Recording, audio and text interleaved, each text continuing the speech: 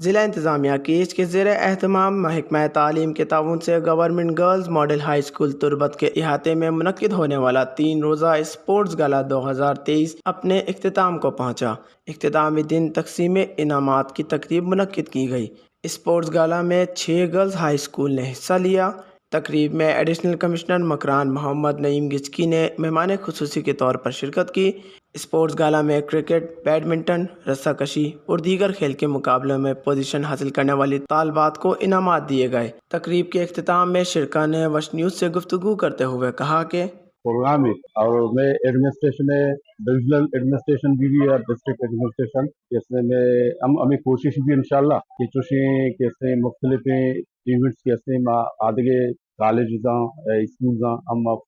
future کنائیں نا انشاءاللہ شنی بات ساری چیزیں اور مرچی کے گونڈوانی جوش و خروش اور آئینی ٹیچرانی محنت ما شنا کی دیسا ما بعض وشی یہ شاش اسکول کے بتاؤں گورنمنٹ گرلز ہائی اسکول کوسٹرات ماڈل ایپسر کیسر ٹھیکانی بازار گلشن آباد ایشانی ایڈمنسٹریٹر یعنی استاد ایشان زبردست کیسے تعاون کوتا ہے چوڑی دشواری مارا گندگا نیت کا آپ تو گیم کیسے میں بتگا اور یکسر شخص کو ہے سلیرا کیسے سے تو کا حصہ کرتا اور انشاءاللہ درست آریا کی اسکول یا وڑی نہ وڑی یا ایونٹ کرتا تھا مرچی سکواش باس فیل بوگائیں کہ